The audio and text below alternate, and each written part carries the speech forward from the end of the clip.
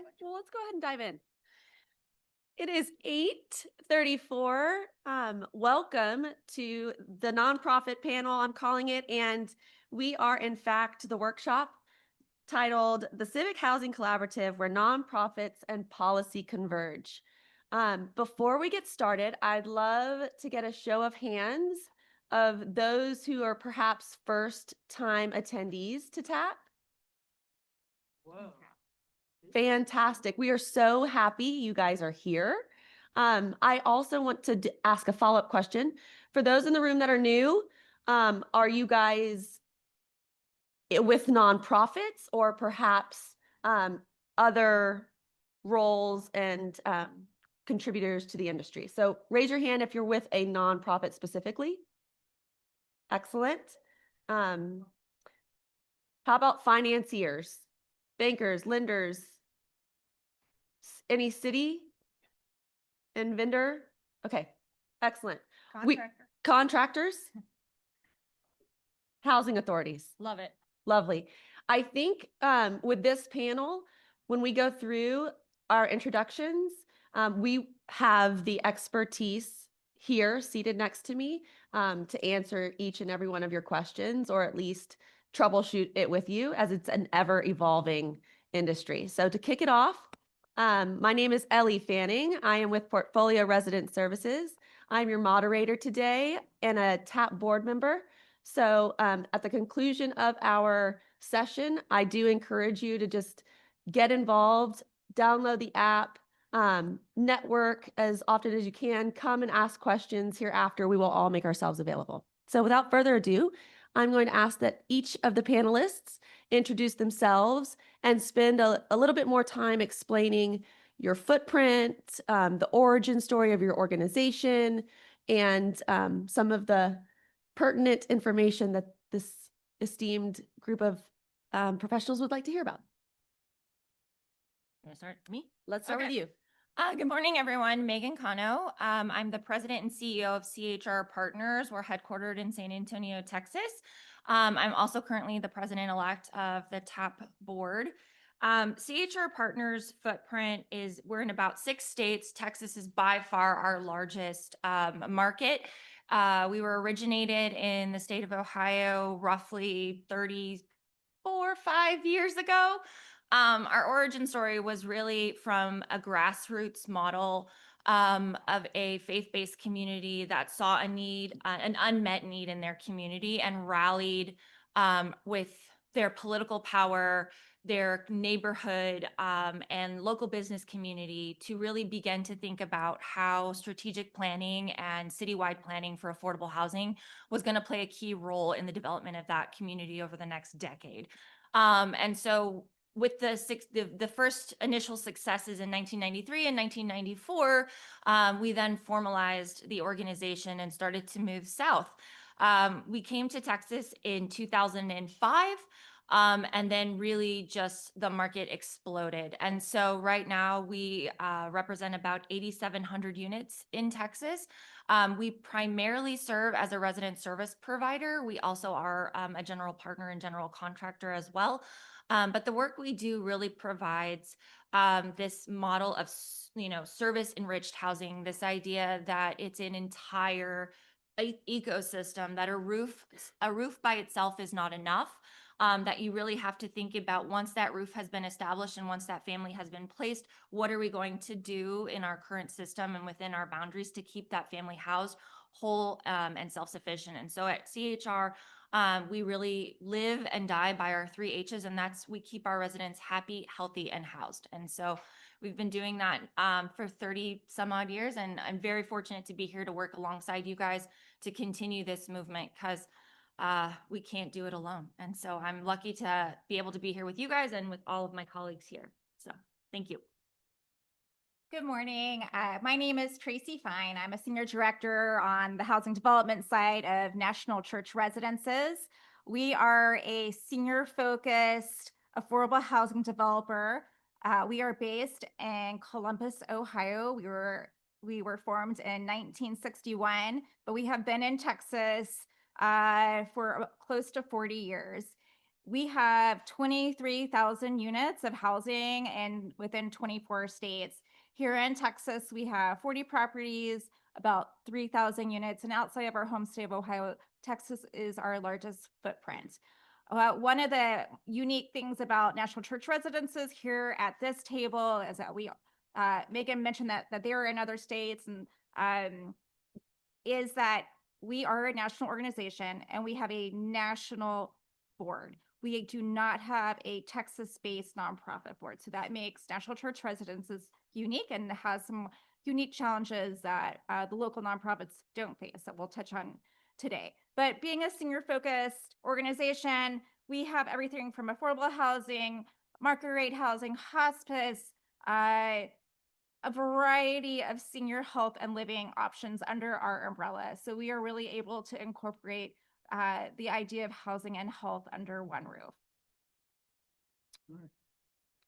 Well, my name is Brad McMurray, and I'm with Prospera Housing Community Services, and we're a 501c3 nonprofit housing provider. We are headquartered in San Antonio, and we started in 1993. Our original name was Housing and Community Services, but that sounded a whole lot like a governmental entity, so we rebranded a few years ago, and we're Prospera Housing Community Services. But we do affordable housing provider, and then we have a wholly owned management company, and we also have a resident services department or branch. And we started in 1993. It was part of another nonprofit that we broke away from. And it was back in the time, a long time ago, when the housing assistance or the project-based Section 8, the HAP contracts were not really desired. It was very hard to get any kind of cash payout, and some of the owners were kind of tired of the regulations, so they were giving the keys back to HUD. They started with the LIPRA program and some of these older programs that would allow a nonprofit to benefit from that. And so we started with 8 different properties.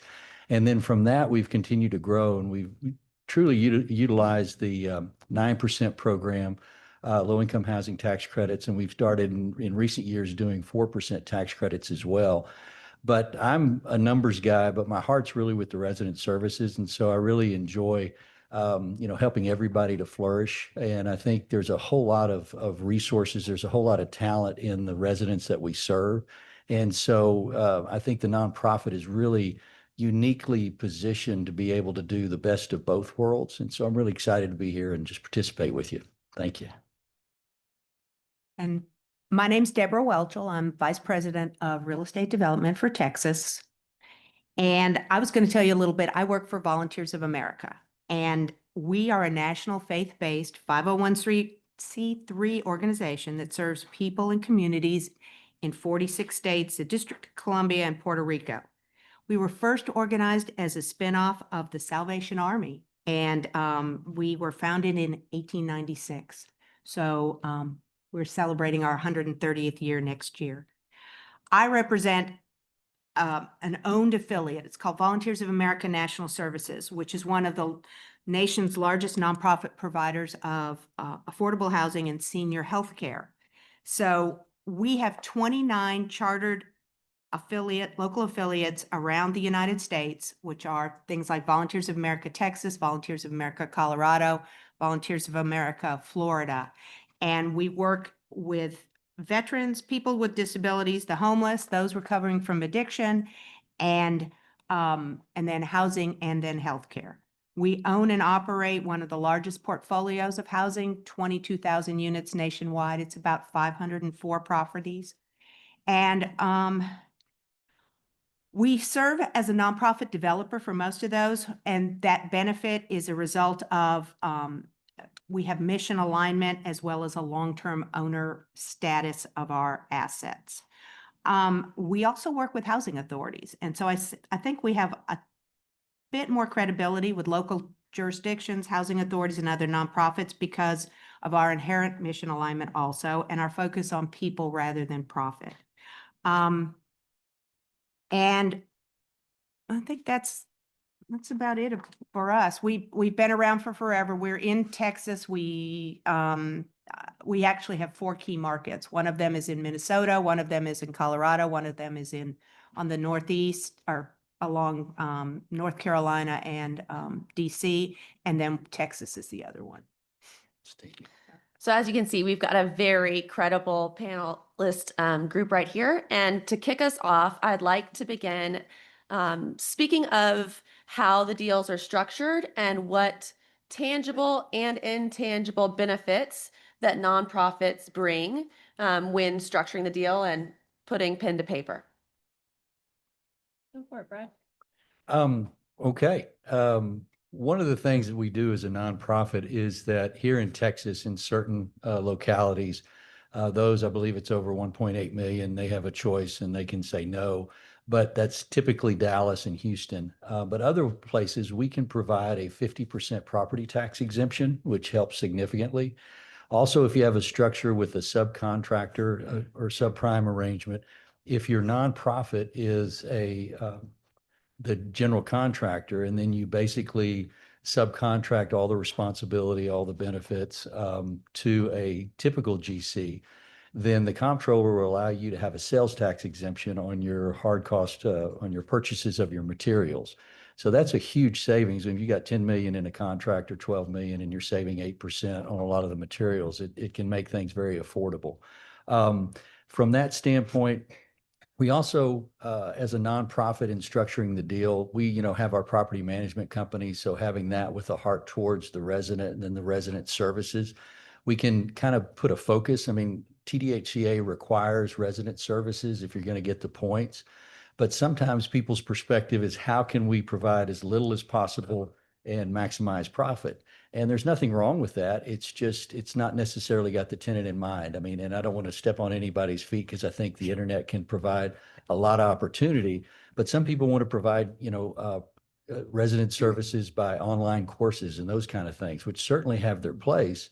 At the same time, we've had situations where we've had different hurricanes come in, and because of our resident services, having that connection with the residents, they were able to connect them with actually getting assistance, which may not have happened as quickly.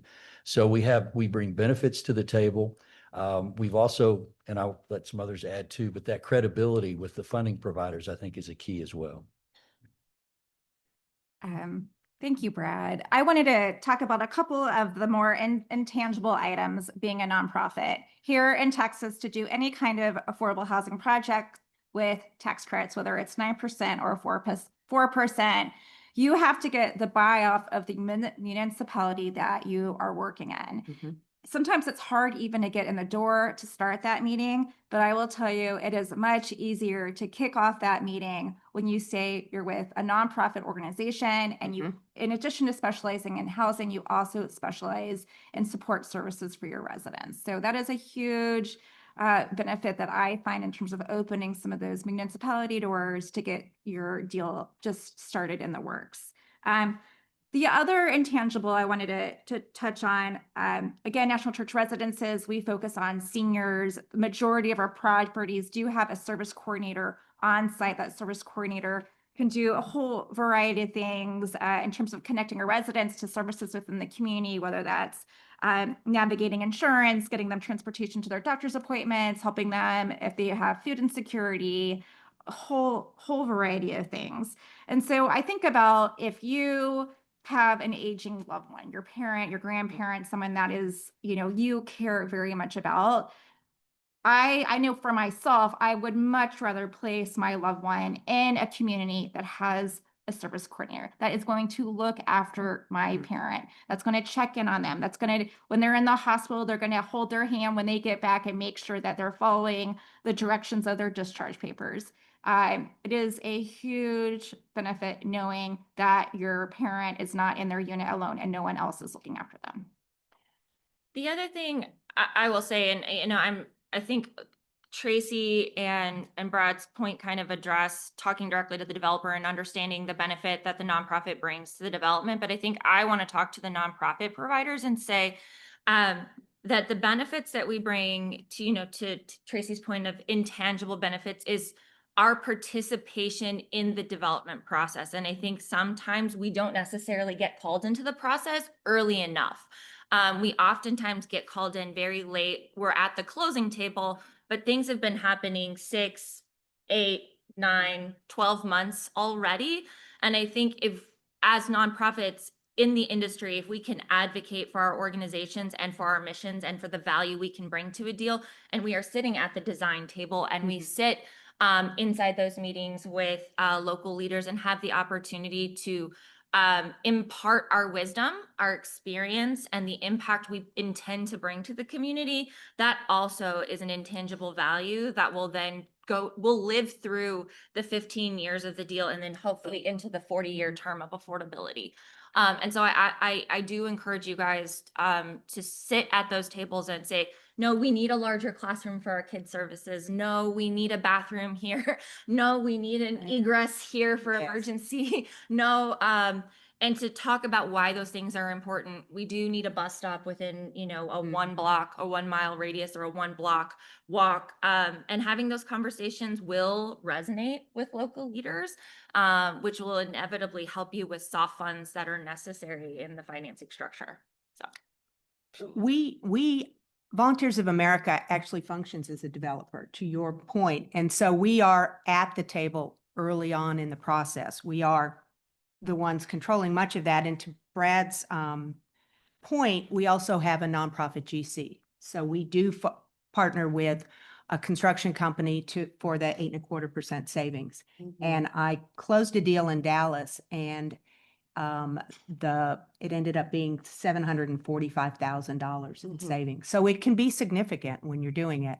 And Volunteers of America also puts a resident coordinator in every property we own. If they're not a full-time coordinator, they could be a part-time coordinator. And one of the properties I just finished, we went up there to tour the property, and they'd actually taken my office, and there was all these wonderful bookshelves across the back of it, and that was the food pantry. And it was all alphabetical and just really some great services. We have this property I'm talking about, it was a partnership with the Dallas Housing Authority, and we also built a medical clinic. So that was one of the services we provided, was to put the clinic there with the residents and the neighborhood, so they could also come in and utilize it. I'll say that as you can see here, there's been a lot of instances where the growth of the organization has been very organic and usually based in a gap or a need that needs to be filled, many of which may be stemmed from the organization itself, and then growing into different markets, et cetera. Say, for instance, you didn't have a internal management company or partnership. How would you encourage those in the industry to vet their potential partners? What criteria are you looking for? Are you looking for history? Is it just notoriety, experience? How do you seek out and garner those relationships? The first question and the most important question I ask any partner that we work with is, are you a long-term asset holder? Yeah. I do not want to partner with a developer that intends to walk out of the partnership at the first opportunity. So I want to know that even if you are a new developer, even if you are working on your, call it second, third deal, or you are fresh to the industry, that you intend to be a long-term partner with us and a long-term asset holder. Because our mission is to put units on the ground. Our mission is to provide affordable housing units to families that are in crisis or in need. And in order to make sure that that's a reality, I need to know that my financial guarantor and partner isn't going to bail as soon as they can turn those units market. See, we're a little different because one of our partners is the Dallas Housing Authority, and we answered an RFP, and we've gotten 2 properties as a result of that, but we're the guarantors. Yeah. We're the ones with the balance sheet. We're the ones that come to the table. And while we don't want to control everything, we want to be good partners, and we want to talk about what's going on. We at the end of the day, meets the road. The rubber meets, I was trying to think of what it is. The rubber meets the road, and we have to guarantee credit delivery. We have to guarantee operating subsidy, all of those kinds of things. And we are long-term owners. So we're in for beyond 15 years. Much of what we have is old 202 product Mhm. that the PrAC, which we've done some 9% with to do some renovation, but yeah, everything we tend to own and stay. We think that National Church Residences thinks about it literally as a 15-year marriage. And I do encourage everyone that is looking at going into a partnership to do a very early on and comprehensive memorandum of understanding with your partner. Hash out the points that are high priority deal killers for your organization to make sure early on everyone's on the same page. So we negotiate that pretty early on in the process. Yeah. I think I'd add, the first start, and this is a tough thing, working with smaller nonprofits in my career as, part of a smaller nonprofit. It's really tough because you have staff, you get them all certified, and then they can get a job somewhere else paying more money. Mhm. So it's a challenge, but the reality is do you have the right people on the bus that see the purpose of your organization as something that they want to be a part of for long term? And then once you have that staff, if you can achieve that, your development partner, you want to see what are you going to do to help build my capacity? There's certain requirements that if you're going to have a nonprofit sponsor that you're going to be participating in the transaction, and you can have that just being a facade, or you can actually have it where you just show up to the grand opening and you sign documents when you're told to, or you can be a part of the process. And so those that have actually, when you say you're going to do all this, who have you done this with before? Now, again, it's very, very challenging because it's kind of like when I was in small business finance and they said, your working cost of capital and all these other things, you're just happy if you can get a loan. So you're not worried about, what the interest rate is. It's kind of the same thing with a nonprofit just starting out, but you'll learn a lot by how they respond to those questions. The other thing too is on a management company, it's really tough because there's so much turnover at a management company. You may have a great experience. I've had it when I worked at a housing authority in San Antonio. We had a great lease up staff and then they moved on. And so the company that we were working with did a fine job, but at the same time, the staff turns over. So it's really who have they worked with before and then what is their experience, with that group? I think those are important questions to ask. And the last thing I'll offer too is that as important as it is for you to vet your potential partner, it is equally important that they also want to vet you. Mhm. And if a developer doesn't ask you questions about your organization and a developer doesn't want to Yeah. know if you're in good status, if a developer doesn't want to know your team's resume, if they need to know your board's makeup and are you in compliance with certain rules within the state of Mhm. Texas, is your audit clean, all of those questions, you'd also need to be worried because you are coming into a transaction, and to Tracy's point, it's a 15-year marriage in that transaction. And if they don't care about the health of their partner, the reality is they're probably not healthy themselves. And there's a lot of liability there. And as nonprofits, you're on the hook for it. Mhm. So creating and ensuring that alignment is very important.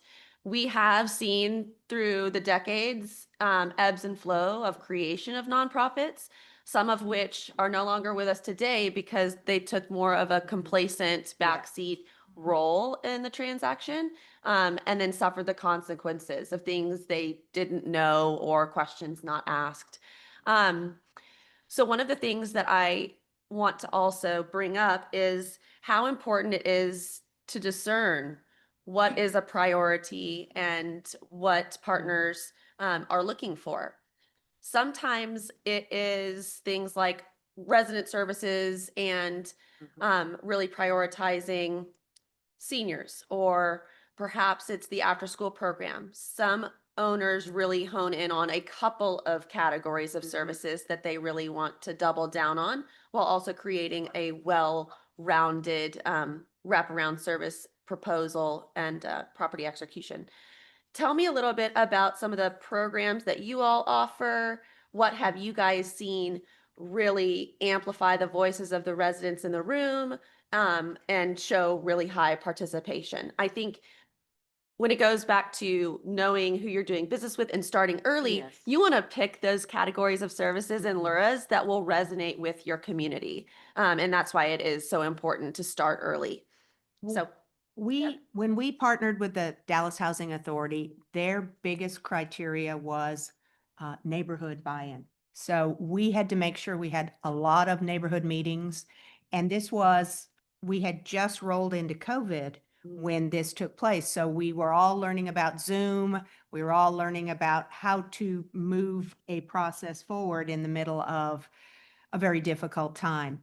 And so we had 2 or 3 neighborhood meetings. We met with the council member, and we did this before we even or in the middle of schematic design. So we ended up with a second dog park because we had taken a vacant lot in Bishop Arts and we were going to put 260 units on it. So, okay, what is that going to do to my neighborhood? This is where my dog walks. So we ended up with a second dog park, and then the neighborhood adjacent to this property is a school.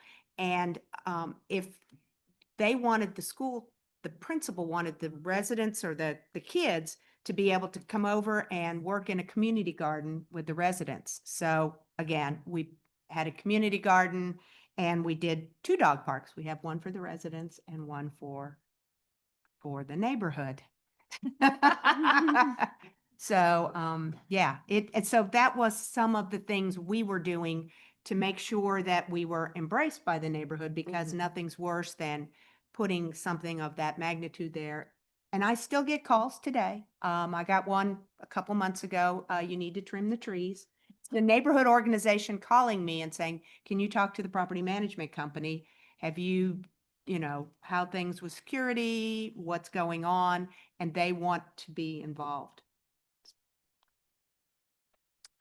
So one of the things that we do at CHR is we obviously, anytime we're getting involved into a new property, is we do a resident needs assessment to ensure that the services that have been committed on the LoRa can actually be transformed and necessary and useful to the residents there. But I think one of the things that we have a conversation about at the leadership level at our organization pretty consistently, and I think probably on a weekly or daily basis, is the conversation around equity. I think all of the developers in the room know that over, call it the last decade, the QAP has gotten more competitive in the sense that we've had to commit to more points in order to get a deal to score well and to get to the top of the list. And so deals that were built, call it a decade ago, have far less point requirements than the ones that we see today.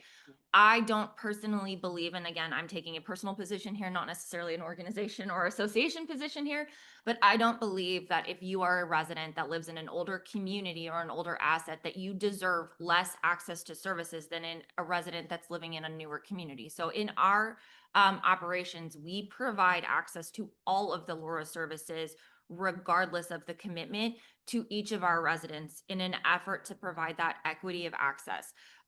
Because we're, to our point of what is the value a nonprofit brings, the impact, and all of those kinds of things. Our goal is to move people forward and to help individuals maintain a healthy living situation. And that is not something that can be certified or agreed to or obligated in a legislated document. So No. that's why we do what we do. Well, that's a great point. I mean, one thing, the reality is that resident services are pretty expensive. And a number that I see a lot is $10,000 in your operating expenses, if you can get that. And that's not enough to provide an on-site resident coordinator or even really a part-time person. The reality is, as a nonprofit, because it's priority, we raise funds in other ways. And that's another benefit that the nonprofit can bring to a transaction. If the developer really has a heart, that's why they deal with all these compliance issues and all the other risks that they take. Having a nonprofit that can, take charitable donations, that can get other funding from government sources, that can amp up your resident services.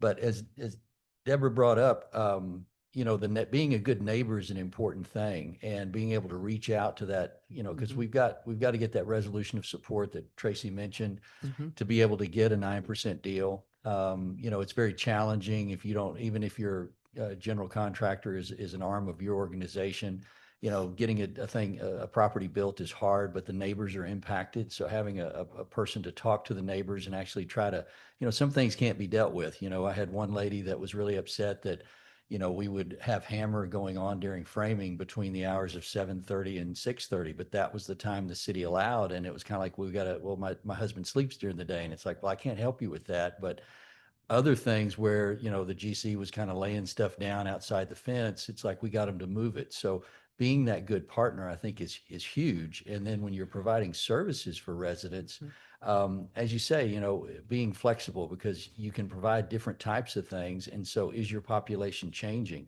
We had kind of a focus on family services at one property, but then there were so many kids that even though we had an after school program, we needed to add services to keep the kids engaged and to, even though they weren't necessarily the primary focus, having them and having activities for them did a lot to keep our property running well. And just to highlight a couple of things, one, you mentioned $10,000 Oh my for gosh. resident services. That's really, really low. I, Stuff's developers. Yeah. Don't sell yourself short. No, but you do the $10,000, but you also do the salary. So Right. in my world, yeah, I might put $10,000 in there for stuff, but then I've got, you know, $25 an hour for either a part-time or a full-time employee, and they have their own little office space. And the interesting thing about my crowd is the resident coordinator, the manager is not allowed into the resident coordinator's files. All of that has stayed locked up and safely kept. yes. Separate but equal. Yes. Yes, that would be exactly it. So, but so you end up with much more, and then when you get to payroll and all the benefits, it's a lot more. So Yeah. it's actually a lot more, guys. $10,000 it is. Well, that absolutely. And however you can arrange it, but you got a bottom line and you got a debt coverage ratio you got to make. So you know, you Yes. can put it in any line item you want to, You but get a mortgage payment. there's a reality that you got to do to make sure this thing And works. those are the nuances that I think that this panel can highlight. For instance, we have a couple of LPAs and one is above the line resident services and one is below until conversion. But knowing where to look for the money and where to pull the funds is super important. Again, there's lots of different ways you can skin this cat. Part-time, full-time, hybrid services. I think it really depends on the community and usually it's a compilation of them all. All of us here do facilitate and help execute the programs offered on the property. And yet we also tap into the expertise of other nonprofits in this space. And we've really worked hard, despite being loosely competitors in the space, to find a goal that we can all seek to achieve. I had been talking to Flynn over at Rainbow a few years back, and we decided, hey, let's try and raise this underwriting requirement up a little bit. So whether the salary is Yeah. a line item above or below, let's talk to the financiers and explain the importance of community programs happening on site and in person and being a part of the deal.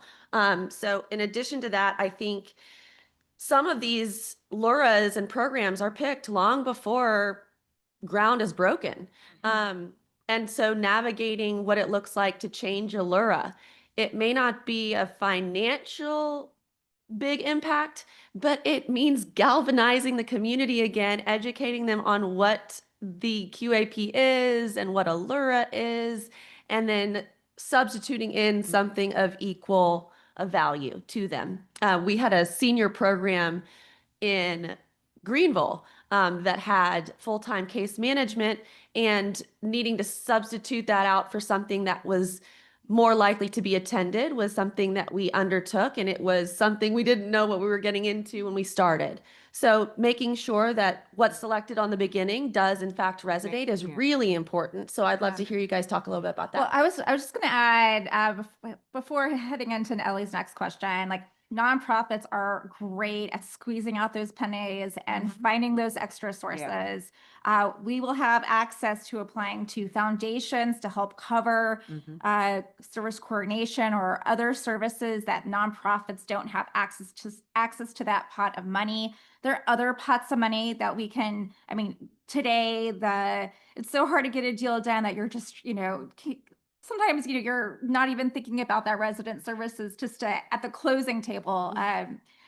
You just have to pay for the bricks and the sticks, but, getting that federal home loan bank, you have to have a nonprofit in your entity. Getting CDFI money at below market interest rates, you need to have a nonprofit. I mean, all that translates to more money at the closing table or lower debt service ratios, debt service coverage to help insert those additional resident services.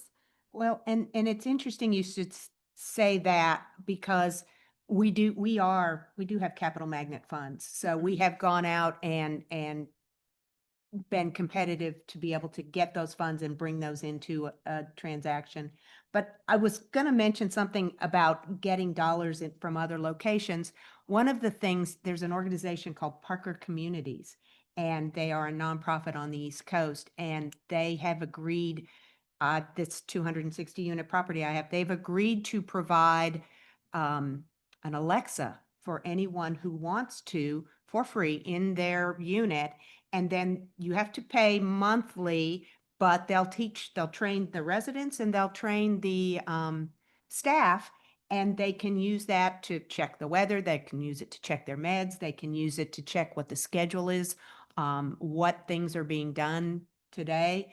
And so those are some of the things that I didn't know anything about. AARP did another thing where they provided Alexas. But when you're in a nonprofit environment, everybody's talking to everybody else and, oh, they got that in Denver. Can I get that in Texas? I think the other thing to talk about, and we kind of touched on it when Ellie was asking about partnerships, but the idea is that if you are in a truly collaborative partnership between you, the nonprofit, and the developer, there should be some shared accountability in reviewing the pro forma ahead of time getting to the closing table. And so the conversations, to Ellie's point, we know where resident services is sitting above or below the line. We know how much has been committed. We know whether or not the local funds are contingent on an amount of investment made into resident services. Does there also need to be a match to that local to those local funds for services? But all of those items are identified in a collaborative review of that pro forma, to which as partners, we are looking at more than just the resident service line, because we are the general partner. We are looking at management fee, general contracting margins. We are looking at supply cost. We are looking at all those things.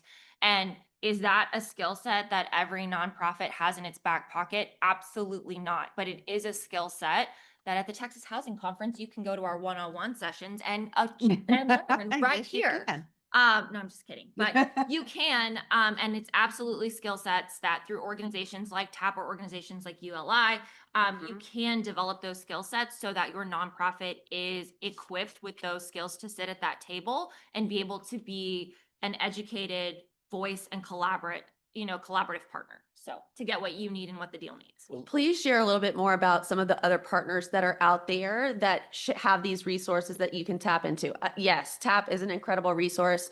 Of course, you can come up and grab our cards as well. But I do want to say, the nonprofit space has really evolved and grown to be more sophisticated, as rightfully so and as needed. And so I think sharing some other partners and networks that would contribute to some of this learning as the industry evolves would be important. Brad had a point though. Did you? Hmm? You were about to.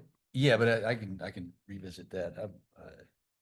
My mind is more on, refund sources and Sources and uses. those kind of things. So I think about the Federal Home Loan Bank has got some incredible funding that's available. But as far as, I'll let others speak to actual resident services. I'm sorry, but I'm not giving up my CDFI. No, no.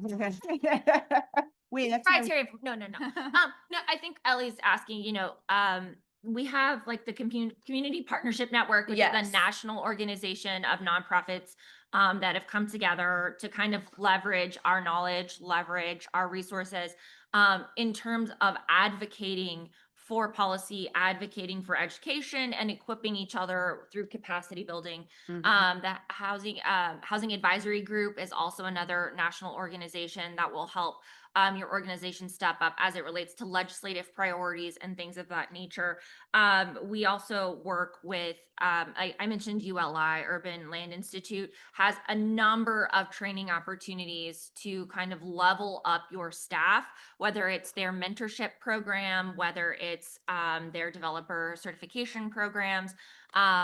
It's a 101 in understanding how to conduct a real estate deal, which isn't going to turn you into a developer overnight, No. but it will allow you to at least recognize documents, recognize acronyms. I mean, our industry is basically alphabet soup.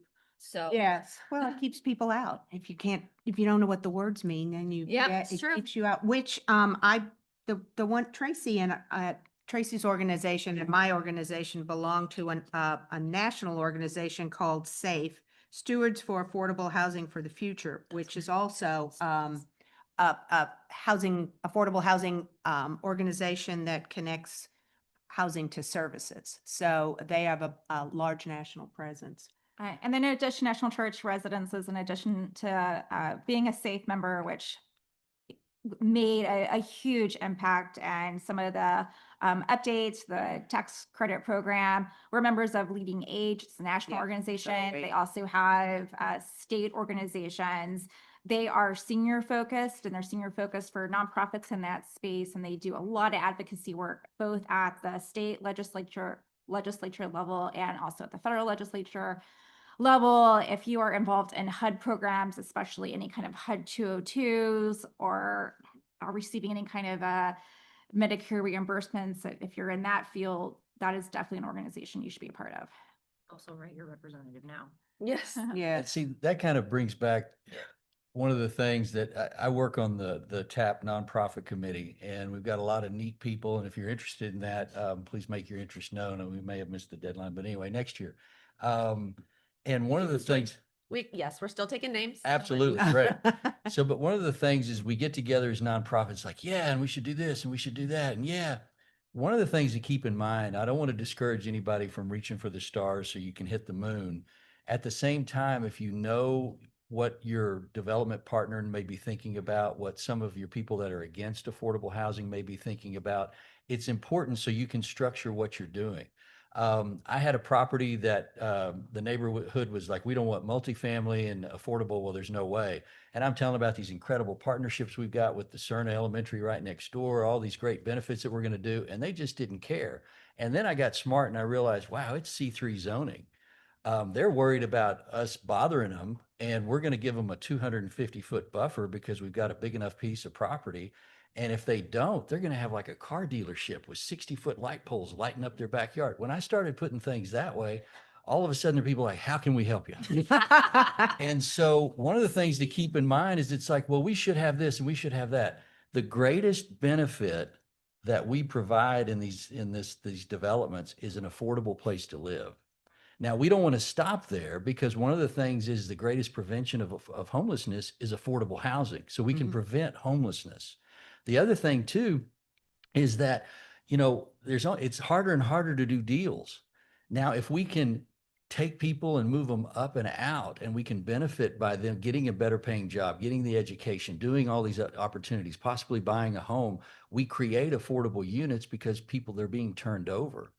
So how do we come back? We say, you need to give us a bigger community center. Well, another way to think about that is the fact that they've probably got kind of a methodology that they just take the same project and accustom to the site and accommodate it to the site. And so if you're going to change something, that may cause a lot of problems. So realize that one small change could be a huge benefit. So being realistic, not that you don't ask for it, but what you fight for. Mhm. The other thing to think about is, what about the operating cost? Mhm. Okay, we need more for resident services. Well, if you can tie that to the fact that you're going to have less turnover from the Mhm. standpoint of evictions and all these other things, you're not going to have the make-ready cost. We just created that operating source to be able to provide for that resident service coordinator. So you've got to think about the people you're working with, and that's one of the big benefits I see nonprofits and the potential that we have is to be a go-between between the developer and the advocate. I support advocates. Sometimes when you don't call attention to something, it will never change. But it's also hard to just say, well, you should change it, but it's your problem to figure it out. And so if we can be a go-between with the realities of what the developer is facing as we learn more and more, juxtaposed against what the advocates are doing and what they want, again, we don't want to stop either from being who they are, but we might be able to get to some kind of agreement that produces the affordable housing. You spoke about some of the opportunities and benefits that nonprofits bring to the table. I think it's very important to also stay up to date and in tune with the current legislation and priorities in office. Speak a little bit about what pivots, changes, modifications perhaps that have been made. And I can speak to that actually. We just lived it. And this is a potential risk of a nonprofit. We embrace DEI. All of the RFPs we were responding to required 30% MWBE, which is women and minority business participation. And so as an organization, we created a whole department. And we were, because we were more than just a housing developer, we were participating in healthcare and human services, and much of our funding was coming from the federal government. And as a result of that funding and policy changes, because that's what this session's about, is policy. And so there's policy changes going on Washington, D.C., which you all are experiencing. So before this, we always required from any of our contractors and our architects that you had to strive for 30%, just like the TDHCA requires us. And then we also had a supplier diversity program, which meant we had to use a minority participation in providing supplies. After January 2025, it's all gone. Because we get federal funding, and it could jeopardize our federal funding in the healthcare and human services, we have removed everything on our website. We've removed everything from our contracts, and everything that talks about Section 3, that talks about minority participation or MWBE, because I could jeopardize funding that is coming into my organization. Now, what makes that a little more complicated is that TDHCA is run by 2306. It's the statute that tells you what you need to do. And quarterly, you have to submit a construction status report. And on that construction status report, there's a minority participation, and you have to track it. So how do I do that? But then put my company at risk. I mean, so at this point, we just put a number in there and we don't certify to it, and hope that will keep us under the radar. I think, I'll start from federal and work our way down to Texas. So as you guys know, we just saw the passage of the big, beautiful bill, right? And we got one of the most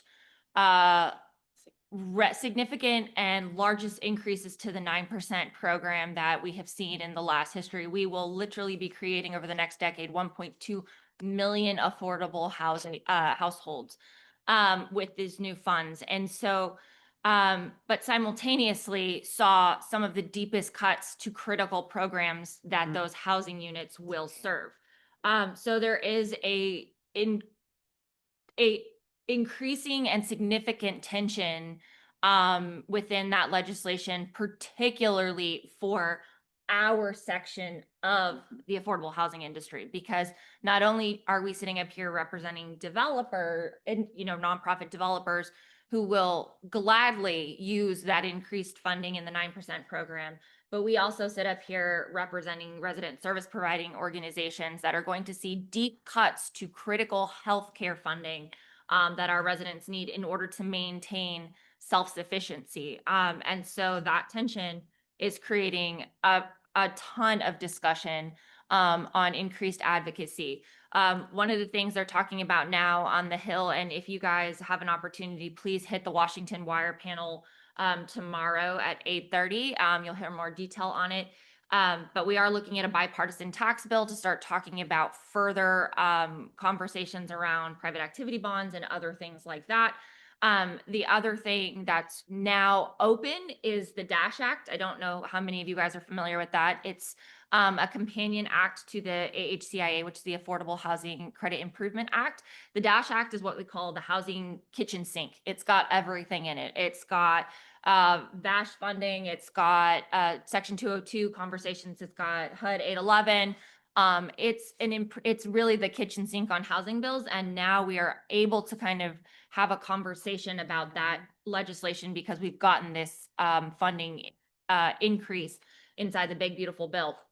But with that, it also includes a 50% basis boost for social service provision, which would allow developers to start capitalizing our services and including them in the underwriting process, which would be Oh, that really would- great. Yeah. you Yeah. could Get ahead of the game You could instead get ahead of of the game, the exactly. behind the But game. again, it's it's legislation that's in the works. The other thing we have is Representative Mike Flood, and oh my God, you're Nebraska maybe. I'm sorry, I'll find out who he represents. Sorry, That's right. Mike Flood has been working on a bipartisan bill on the home program because, as we know, the proposed budget zeroes out the home funds out of the House. We're hoping the Senate version will be a little bit more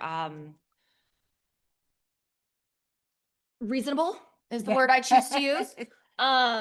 But what we're looking at is Representative Mike Flood has met with developers. He did an RFP for suggestions on this bill. And so he is bringing forth a complete revamp of the bill, so much so to kind of eliminate two-phased environmentals when you've already done an environmental prior to filing for your HUD funds.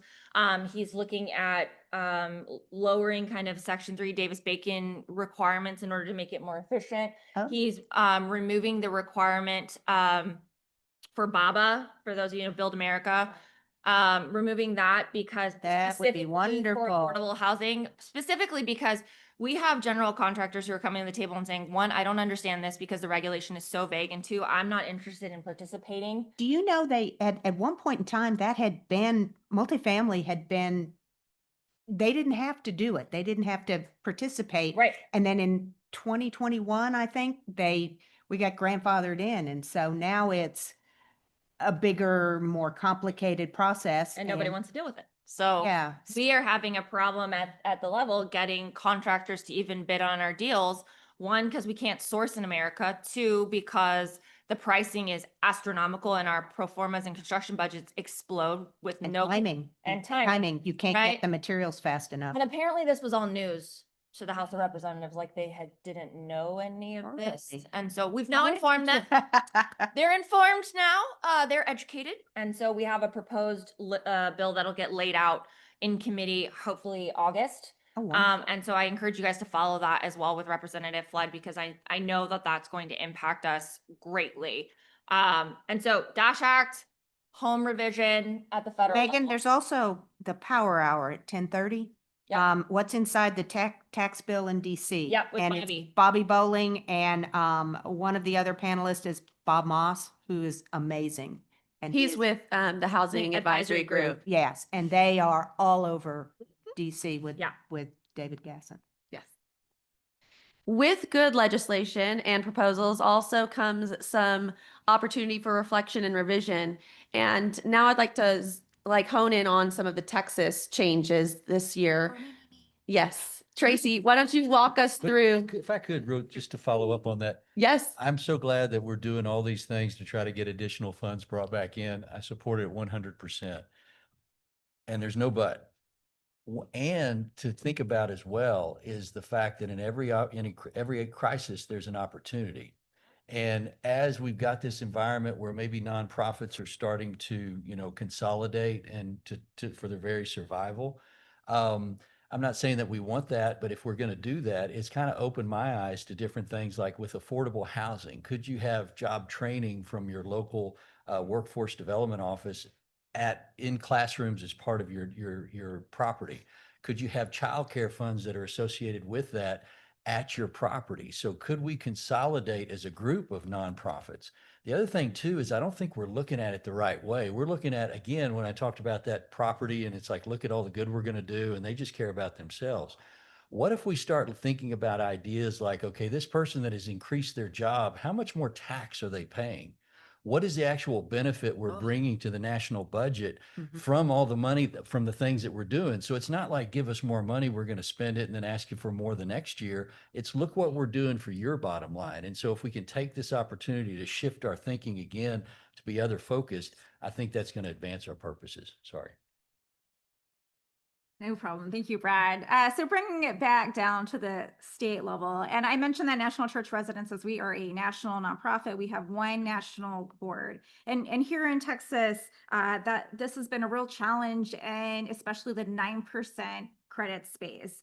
I say that because in order to be, and so the IRS under the federal program does require a set aside of 10% of tax credits to go to nonprofits.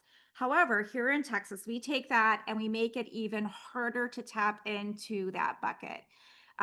This is a point item on the QAP. If you're participating in 9%, you know that we're going down to tiebreakers. You need every point that you can get. So here in Texas, not only do you have to meet the IRS Section 42 requirements of being a nonprofit, here in Texas, if you're doing an urban deal, the majority of your board members does not only have to reside here in Texas, they have to be within 90 miles of your site. This not only is a challenge for us as a national nonprofit, we have properties from the Panhandle to the coast, but our growing nonprofits, my colleagues here at the table, what if they want to expand from Houston to Dallas? We all have unique housing models that greatly benefit our residents and our communities. But this 90-mile circumference, in my belief, is really stifling the ability for us to grow as nonprofits and really to serve the residents here in Texas. So this is in legislature. I said it was majority within 90 miles on the urban deals. If you're doing a rural deal, it just has to be the majority of your board members within the state of Texas. But I would love to see this be changed in our legislature so that we can really grow our housing, our nonprofit housing throughout the state. Well, so I'm old, been around a long time. As I was telling Brad, 30 years ago in May is when I got into housing here in Texas, TDHCA. And the reason that showed up in legislation, because at one point in time, we were kind of the Wild West here and we were just kind of doing our thing, and whoever had the largest voice was probably getting an allocation. So they got very specific about what they required. And because there were so many nonprofits coming from Florida, from New York, from other locations, they were, and again, it's what happens when you have the best of intentions and now you're 15, 20 years later, and it's like, oh my gosh, I can't get a deal done because you were trying to make sure that people that were local could get the deal done. But now it means that people that have resources like Tracy and I'm lucky, again, remember the affiliates I mentioned. So I have VOA Texas is in the state of Texas. It has a Texas board, and they do our resident services and they do our property management, and they partner with us in some of our transactions, but they do have a local board. So I have a board in Washington and I have this board here. I'm more lucky than most. But again, it's not an easy thing to meet, that 90-mile, especially for some of the larger ones. I would also point out that and I'm sure all of you guys can commiserate, getting board members is also no small feat. You're asking someone to care about your mission, to give you time, energy, effort, expertise, help you fundraise, help promote your organization. And oh, by the way, just because it makes you feel good inside. Yeah. For free, because we all get paid. Right. And so, and then on top of that, subtract all of the affordable housing regulations that we as as affordable housing nonprofit have to meet. There are just general nonprofit governance things we have to meet, right? So we can't have people on our boards for too long. We can't have the same people on our boards over and over for governance and IRS compliance and all these kinds of things that we have to do. And so to find people that meet the passion/mission criteria of our board necessities, and then also add like this, like, oh, by the way, I need you to live in census tract XYZ. Yeah. So I'm going to send out a mailer to everybody who lives there to find a board is ridiculous. It doesn't serve any good outside of the idea that if you are a nonprofit that doesn't necessarily take community input into consideration, then forcing you to have community members on your board is basically the only way to do that. I will say, to Ellie's point, poorly run nonprofits die. Yes. So if that's how you operate, you probably won't be around very long. The rest of us take what we do incredibly seriously Mhm. and would never have someone represent our organization as a board member, as a governing board member, that didn't have our mission in mind. So say that. Brad, I want you to also add some color here too, because some of the board members that you guys have with Prospera are some of the residents which you serve, that are the lower income residents that provide insight into how to navigate or strategically plan for the future. Absolutely. One of the classifications, hopefully home program will still be around, but the home program through the federal government. Why are you spending cost? Yeah. I was supporting you. I'm sorry. I'm not superstitious, but anyway, I'm supporting. We got to fight for that. 15% of those funds are set aside for CHODOs. And what's a CHODO? A CHODO is a community housing development organization. And there's a number of different things that in the criteria, but the predominant one is that 1/3 of your board needs to be a low income representative. And what that means is that can be somebody that lives in a neighborhood or I don't know if it's census tract, but anyway, It an is. area, census Is there- tract that is, You to report the census tract. so it's actually a low income census tract. So over 51% of the people make incomes below 80%. So that's one. They could also be a low income resident, somebody that makes lower than the 80%. They could also be a representative of an entity or agency that represents the low income housing needs. So there's a lot of different ways to do it. But in our properties, we have, or in our board, we have 1/3 of our board members that are CHODO qualified individuals. Okay. What benefit does that bring? Well, it actually gives us some insight to the property operation itself. One of the things that happens is, you can, ask people and I did a survey one time and, it's funny the way the words are. I was going to this rather low income area and I was going door to door and I said, do you feel safe? And 98% of the people felt safe. And I'm like, okay, well, this is interesting. And so one day I said, so you don't think crime is an issue? Oh, crime's terrible, but I'm not weak. I'm safe. I'm not weak. I got a gun. And it's like, okay, so how do I ask you that? So you might go to your property and you may have a big survey and maybe people tell you the truth, maybe they don't. I don't know. But when you've got somebody that's an actual resident that can give you perspective, they can also be a liaison. Maybe they're not going to tell you, but they're going to tell them. And so then they can bring that to the property. But again, with our mission to help people flourish, giving people an opportunity to be exposed to something else also empowers them to grow. We had one resident that was on a board and we had a great resident services program. But again, there were so many kids and she saw, well, this is great that you have after school, but there's Saturdays, there's all these other things. And so she took it upon herself because she knew about the bigger picture. And she actually got, I think it was her son, to teach some of the kids how to be bike mechanics. And so now they're actually helping the other kids and doing tubes and replacing all these things. And that flicks the light switch about, hey, I can do something. I'm going to raise my standards.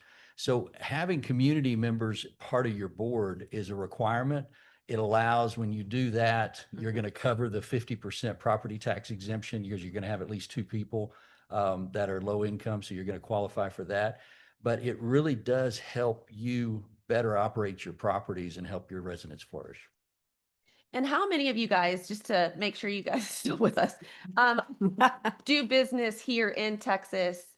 Raise your hand. Okay, the majority. Do you guys also do work outside of Texas? A smaller group. Deborah, perhaps talk about some of the differences Okay. between Texas and some of the other states. Sure. I mean, as you guys know, Texas is in the top 3 of subsidies. So we've got a lot of business and organizations, companies coming here to do business, which is great for our industry. But with it, Texas has one of the most prescriptive, legislative. The only legislated QAP in the country. Well, Yes. they had to do that. You have to have been there, and that's why it came out that they had to make sure we were kind of following the rules because we Man, who had. was doing this back then? It was a bunch of rogue guys. How I'm did it- telling you. And it's surprising that it even passed, because if you've dipped your toes in any kind of Texas legislation, number one, it's Oh. biannual, and Yes. it is designed to kill bills. I Tracy mean, and I did this. the percent of bills that get through session, it's like 12%, Slim to none. 15%. It is But not a please lot. join your local llama with TAP so that you can be part of the process. Yes. It is. We're going to make that number go up. There Yes. you go. That's exactly it. Well, as I said earlier, VOA, Volunteers of America National Services, actually has 4 different markets that they work in. And so I actually asked those guys to tell me a little bit about the nonprofit world in their world. So in North Carolina, which is a place where we've been getting a lot of bond deals done, the statute exempts a property owned by a nonprofit organization providing housing for individuals or families with lower or moderate incomes. A state court decision found that the partnership or the LLC or the LP can qualify even if the nonprofit only has 0.01%, which is typically what the partnerships are, but if it has the following 4 components: control of operations, a trustee role to manage operations for the benefit of the other partners or members, a ROFR to purchase the property, and intent to purchase the property. And then in Colorado, that's another key market for us. And we have a developer out there that does a great deal of 4% and 9% transactions. There's a property tax exemption available to nonprofits under state statute for affordable senior housing properties that are aged 62 and older. And then in Washington, D.C., we are actually located in Alexandria, but we have identified a Washington, D.C. property that we are working with a for-profit developer on.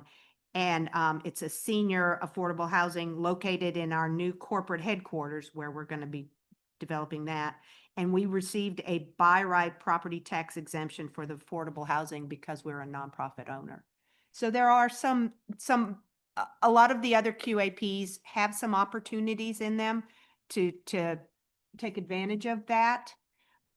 But I would tell you, when I got in all those years ago, one of the things was most of the nonprofits, there were no national nonprofits, and most of the nonprofits just didn't have the capacity or the knowledge, and they truly needed to partner with a for-profit developer so that they could be successful. Because nothing is worse than thinking you know what you're doing, starting down that role, and then finding out you don't have the bandwidth for the guarantees, you can't get it closed, you've run out of money, and there doesn't seem to be any availability. Allie, can we touch on HB 21? That's where I was headed. Yeah. So property tax exemption is a huge component because, as you've heard, it can save you nearly $1 million or more, depending on the size of your deal, et cetera. And that's every year. So I think it's important to now touch on Texas and what's transpired this last session with HB 21. So I don't know how many of you guys in the nonprofit space are following tax legislation. I know that's my nighttime reading, but So, no, but for the last couple of sessions, I don't think it's any secret that the tax exemption that is provided to affordable housing is under attack. We've got, Section 303 was addressed pretty heavily when we had the whole PFC debacle in the 88th session. 89th was no different when they came after 392. And we are planning for 394 to get its fair attention and its fair share of attention come the 90th session. So HB 21 was sponsored and authored by Representative Gates out of Houston. And was really the objective of the bill was to mirror, in most cases with, some additions, to mirror what we saw in the 88th with PFC deals, and to really address the primary purpose was to address traveling HFCs, which are traveling housing finance corporations. And what does that mean? It essentially meant that housing finance corporations were being set up, incorporated in jurisdictions, and then were doing deals in other more competitive jurisdictions where there was essentially no public good being provided because the money was leaving the community, right? We saw Can I just cut in for real quick for those of you that aren't in this space? What Megan's talking about is the ability for our affordable housing developments to achieve and capture a full tax exemption. 100%. So that HFCs, housing finance corporations, PFCs, public finance corporations. Correct me if I'm wrong. You're good. That's right. Ultimately, we work in a very complicated structure where they ultimately are the general partner. They own the dirt that your property sits on. They ground lease it to your partnership, and that facilitates a full tax exemption. And that has been under scrutiny and for the right reasons. Yep. Here at the Texas legislature. For most of us in the room that are nonprofit organizations, HFCs, HFAs, public housing authorities are our primary competition. Why? Because they can offer a deal 100% tax exemption that we cannot offer the deal. And so what we saw were these organizations popping up in small jurisdictions like Maverick County, Texas, or Pleasanton. Pleasanton's a small unincorporated area right outside of San Antonio. These small, tiny jurisdictions that didn't have their own infrastructure, didn't have their own public dollars to contribute to the development of affordable housing, and probably didn't even have the population to justify developing, 300, 400 unit They were bond deals. typically, I was going to say, they're typically bond deals, which Yeah. need to be larger because their bond deals have such high legal costs. So you need a larger number of units to make the deal feasible. Mhm. And because the 9% world that we also work in, you can do a smaller number of units, 100, 120 units, and make it feasible. The bond deals are very large and very expensive. So you can imagine how all of us who are advocating and are subject to a 90-mile board restriction we're geographically tied as nonprofits. We already are competing for this idea of wanting to participate in deals to create more affordable housing. And we've got these rogue organizations, sure, call it that, that were doing business outside of their jurisdiction. So HB 21 was primarily authored to address that. How did that even start? Did somebody go, hey, I can go over there, and then they just went and nobody said anything? Yeah. Pretty much. And I mean, let's be real here, and the developers in the room, like, no love lost in this situation, but like, if you have the opportunity to get 100% tax exemption, what are you going to do? You're going to take the 100% tax exemption. It's going to create more sustainability for the deal. You're going to have a resident service provider say, great, you have more money to put into resident services. Yeah. Yeah. And so in that case, we completely understand that. And I, as a nonprofit, advocate for the use of HFCs in some cases, advocate for working with the public housing authorities, advocate for working with these, because I want a deal to be financially viable. I don't want I'm not interested in saying, I want more deals for CHR. But if that means we only get 2 deals done because those are only 2 that pencil, as opposed to getting 4 deals done with a public housing authority who can provide 100% tax exemption, I'm going to advocate for more roofs, more doors. Like that's Yeah. our mission. That's the difference between being mission focused or profit focused, right? Mhm. But at the same time, there is that element of the public benefit. Those dollars that are generated from that deal need to go back into the community in which they were Mhm. generated, right? And that's where we took issue with what was happening. And so we advocated to kind of work on that. There was a lot of other mess in that bill. But thankfully, because of the work that our membership does on the legislative, the primary role of TAP is to advocate for our industry that is highly regulated. We were able to kind of work and protect the 9% program. There was a lot of attack on that program in the bill as well. But without you all participating in those advocacy roles, we wouldn't have been able to do it. But we did address the traveling HFC. But we'll see what happens now. And Is that the only thing in House Bill 21? not the only thing, but it's the only thing that is going to impact us Oh, in good. multifamily. There's some single family stuff. Implications too. Yes, indeed. And look, to Megan's point, you want a viable deal, but you also want to make sure that the FSC, HFC knows what they're getting into and ultimately not undermine the system. Mhm.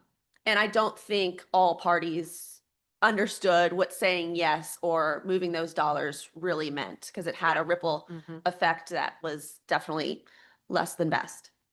I do want to be cognizant of time, and we do have some questions here in the app.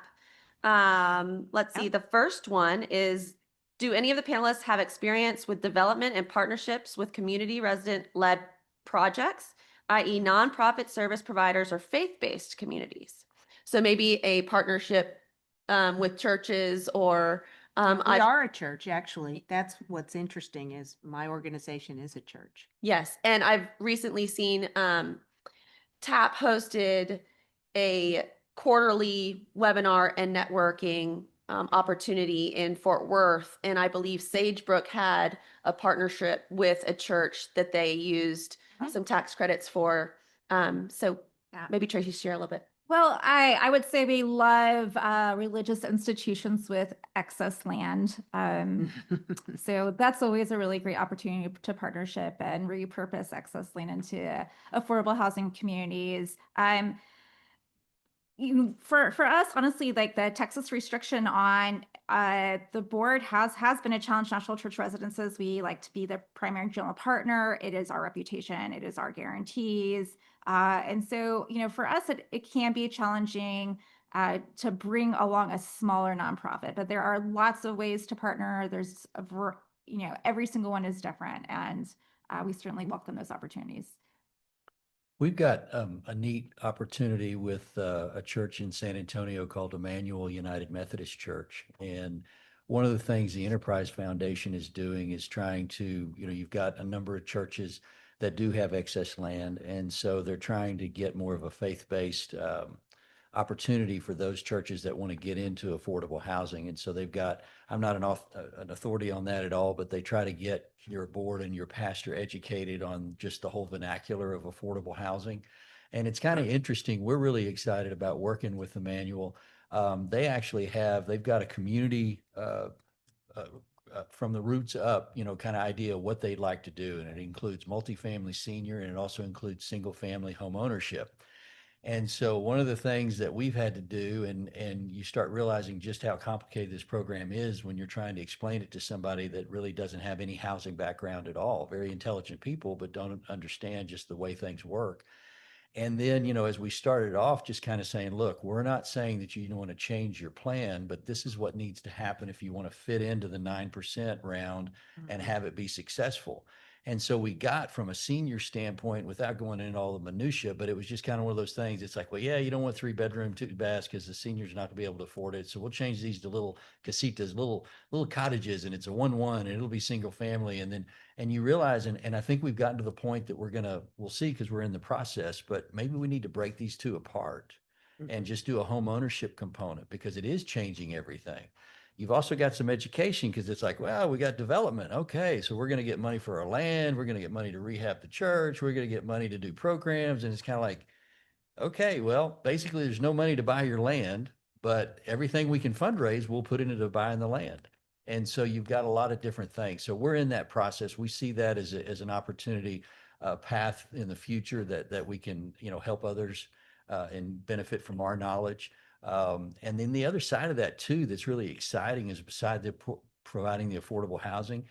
Some people think even if you're a nonprofit developer, if your mouth is moving, you must be lying. So one of the things is you got a local church, hopefully they've got some credibility, but again, you got some hard decisions to make because it's not easy. There is no such thing as affordable housing. It's all expensive. It's just, how do you get it, on the ground? So we're excited about that. And I am seeing iterations and creativity applied to this space. One of the questions is about the new pre-K Yeah, yeah. component. So it's if you select the pre-K component on the QA on your suggested alert, it bumps you to the top of the list because it gives you the most amount of points. It is a very detailed statute. I encourage you to copy the definition of that Laura point and put it into ChatGPT to get them literally to dive into that legislation for you. We are about to implement it in our sites. And what we have done is worked with the state of Texas to identify university programs that have the state curriculum, the state approved curriculum, because that is a requirement of the Laura Point. You have to have an approved state curriculum inside of that. So the only people that are certified to teach state curriculum are Texas certified teachers. And so in which you have to have so we're working with university programs who are currently certifying their teachers and they're in their student teaching in order to implement that into our sites. That has been the only way financially feasible that we can do that outside of hiring certified. That's why we do elderly. It's much. I understand. Much. Yeah. And a lot of lessons learned. I mean, how Yeah. you insure the building, what additional requirements that the owners and developers Yeah. didn't realize on the front end Yeah. by selecting it. Yay, you won. But then Now what? Yeah, now what? Yeah. I know we had a couple of developers that have done that. Have they been successful in their implementing it? We have yet to actually pull the trigger. We're in the process of negotiating MOUs and identifying universities that we're going to use because the only way for it to work is for the university to be in the proximity of your site. Like that's the only way for it to work. And so we need to identify those arrangements and those agreements outside of that. So if somebody's done it actually already successfully, I'd love to talk to you. well, But I'm investigating this. it's only been in the last couple of years. I believe Donna Rickenbacker did one Yeah. in Houston. Yeah. Good. That's why- underway. You're not doing that one, Emily? And then Or Megan. Megan. Megan's done one in Dallas. Dallas. And And so it's been, again, keep an eye on it because it's one of those newer initiatives, newer components that we're all figuring out as an industry what it means. You pick that for points purposes? it's 4.5 points. Yes. Really? Uh-huh. So you get the win, but we're It's 4.5 Learning points as on we your go. quarterly Laura requirements, but it also bumps you to the top of the list on your scoring on the Ooh. app. yes. Yeah. Okay. Speaking of the HFCs, let's circle back. There's a question that is concerning because with this change in HFCs, the exemption may be revoked or will be revoked in January 2027. So lots of deals are upside down. There's a huge opportunity for affordable housing conversion to protect these communities, but what is the game plan? What are lenders, owners doing to preemptively strategize around some of these changes? We are basically refinancing deals and being asked to come into the structure. So I have a deal that I was a nonprofit GC on and I'm a service provider on, but I was not the GP on the deal. And in expectation of their tax exemption being revoked, we are already refinancing currently right now and bringing us in as the GP, which is also causing some other issues because there were local ordinances Mm. that were put in place around the deal specifically. This Ooh. deal's in San Marcos, Texas, and the local council had stipulations with their workforce housing group. And now we're kind of having to backpedal and agree to do different services a different way and engage the community in a different way because the pilot is now. But Megan, if you step in, you're going to step in as a CHOTO, right? Correct. So you're not going to get a full tax exemption. nope. You're only the going to deal's get only gonna get 50%, 50. which means you still have some, not total No, so upside the deal's down, not but upside down anymore, but the deal, it's not as, obviously the deal isn't as viable as it was when it had the HFC in the deal. However, now it's at least, it pencils still because it has a 50%. is this exemption. gonna jeopardize HFCs? Or is it just a No, if traveling, you're outside of your jurisdiction. only if you're outside? Okay, so it's not HFCs. You per can also se. get the local, you could work something out with the local municipality to give you approval. You could, oh no, yeah, we're definitely having conversations with the local leaders to kind of say, hey, we're the nonprofit. We already do services in your area. You love us already here. You're gonna love us just as much here as well. Don't worry, they're bringing in a trusted community partner. And that's like paved the way and smoothed the way out. But yes, because people who were not in the community, who were not engaged, didn't know these leaders, frankly, didn't get them elected either, made deals because it wasn't going to affect them because they live somewhere else. And Hence so the reason for HB. exactly. 21. 21. Yeah. Yes, but to answer whoever asked that question, to answer your question is we're already in the process of engaging refinancing and bringing other partners into the deal in order to kind of get ahead of the problem. Do they have an identified number of these that have taken place in the last few Yeah, you years? need to ask Nick Walsh. He led the tax exemption subcommittee. He would know Yes. this stuff. Okay, He has a list of them. He has a list and like detailed numbers. I was gonna say, is it like 10 or Actually, if you come to 15? the policy brunch on Wednesday, he is hosting Is he? a talk just on this subject. Okay, we will be there. So be What there, else? please. Very relevant, very recent, and very pertinent to Texas. Yes. Yes. The advantage. Can we ask questions? Yeah. Yeah. What's the advantage to doing the travel at HFC as opposed to working with a local organization? They may not have one.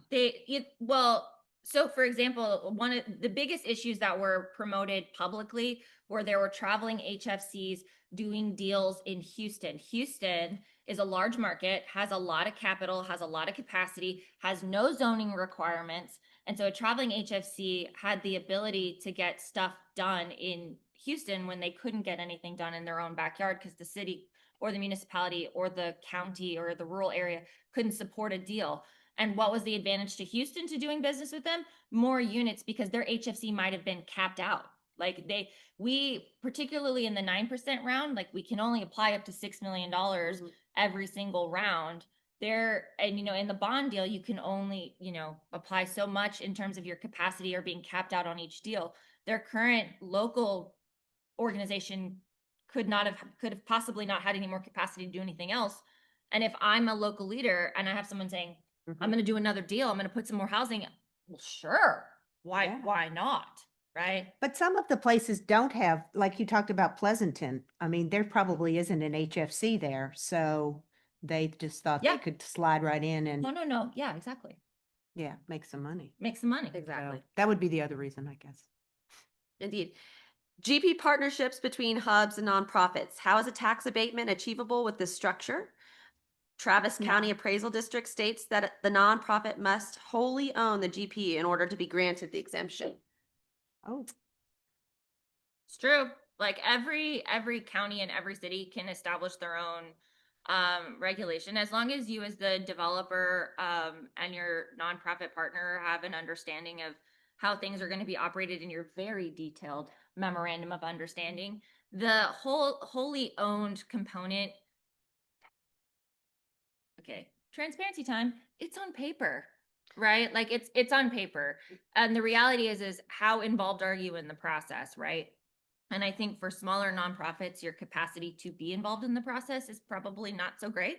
For larger, more sophisticated nonprofits, you do have the opportunity to be more involved in the process, and you should be more involved in the process. But I think very detailed legal agreements on the front end before you kind of like walk down the aisle will help navigate that, I maybe wholly own this on paper, but we're in a partnership to get this thing across the finish line and get people housed. Well, the other thing that I'd add to it is just going back to something that Deborah said, you know, as long as the nonprofit owns or 0.01%, you're like, well, my gosh, that's little for those that don't understand tax credits or haven't done a deal before. But basically, you're going to have your limited partner that's going to put in capital. And so you want to get them as much of the tax credit benefit and the depreciation that you can. So in effect, if you have the GP own 0.01%, which is the smallest allowed, then 99.99% can go to the limited partner. But then what Megan's talking about is in Austin, or the question was, in Austin, they're saying you got to own 100% of the GP, because sometimes you'll do it, break it into 49, 51%, all this.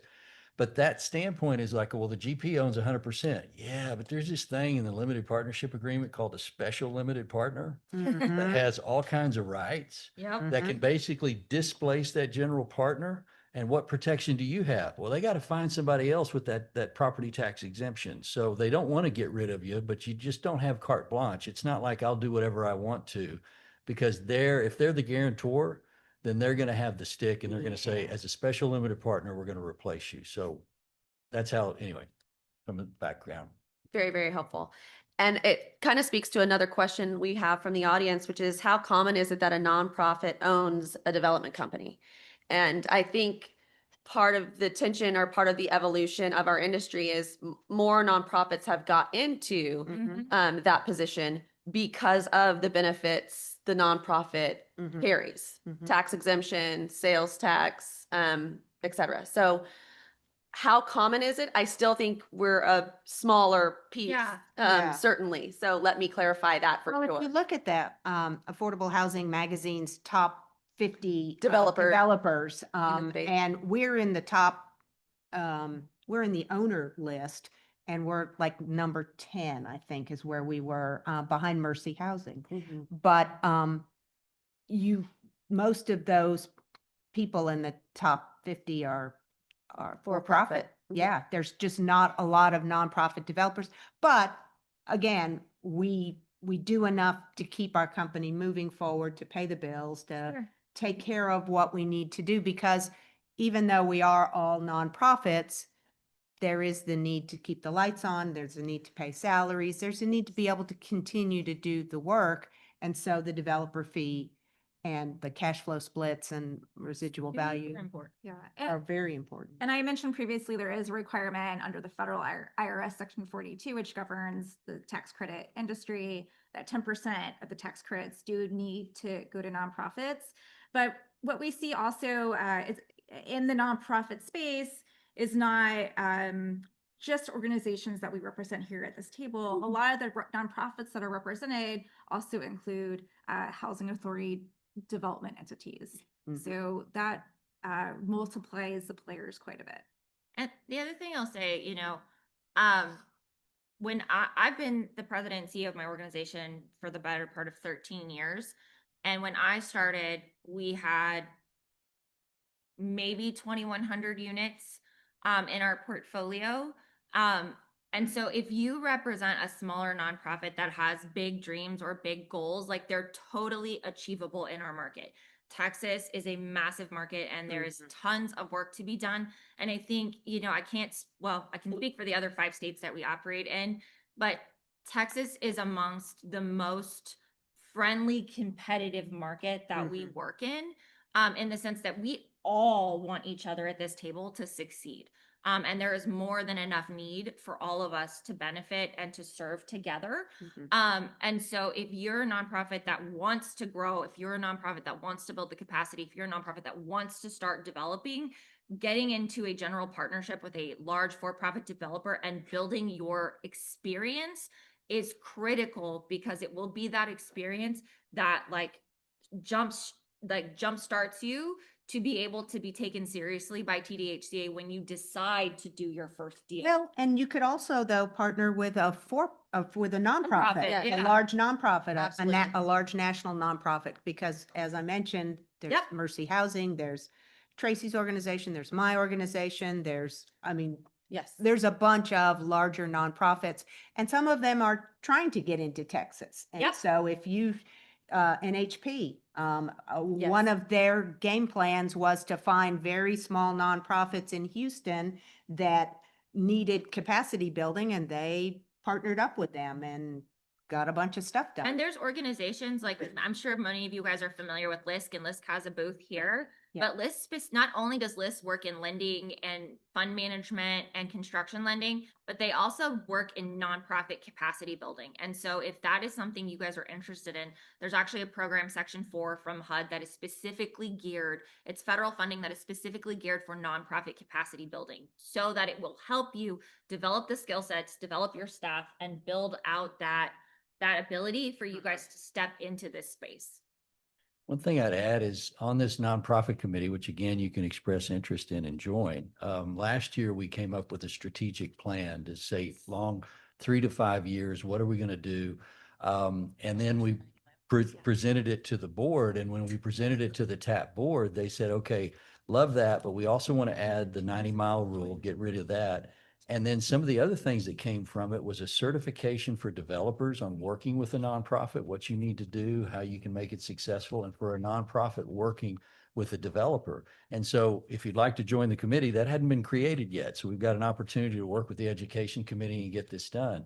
And the benefit at the end, besides just having more nonprofits in development, one of the things that we kind of proposed was, hey, why don't you give more points for the nonprofit being involved, because you're worried about financial feasibility and we make the deal financially feasible. So why don't you give points for that? And then that way, look, all these nonprofits will be part of it. And it was well received. The problem that came up is, hey, there's not enough qualified nonprofits that everybody gets to partner with. So you're going to give an unfair advantage to somebody, which tells us we need to increase the number of nonprofits. It's not a scarcity kind of thing. It's an abundance thing. If we can get together and get more people working, we can benefit our residents, and we might have leverage to get something in the QAP because there is so many nonprofits to partner with. So just something to think about. Again, the Nonprofit TAP Housing Committee. Yes, join. And so we're taking action. We're looking inside our own organization. We're going to create something, put something together where nonprofits who are interested in joining this group and just honing in on adding and leveraging more expertise and lessons learned that don't have to be repeated can all thrive and grow. It is 10:10. We have 5 minutes. For those that didn't download the app, I want to open it up to the floor. Are there any questions that we have left for those in the room? There may be one about board participation and how to secure it, but any questions? Calling on folks. Well, feel free also to track us down here at the conference, at Yeah. the reception. Yeah, we'd love find to us at the chat. contacts in WOVA, and you can like connect with each one of us or Yeah. send us messages or anything like that. And thank you for coming at 8:30 in the morning. I mean, yes, you guys get a round of applause, because they told me when they asked me to join this, they said, oh, don't worry, there won't be that many people because it's 8:30 on Monday morning. Well, look at that. This is wonderful. This is a big group. So thank We're you. so happy you're here. Hope you guys have an incredible conference and enjoy the next panelists and sessions.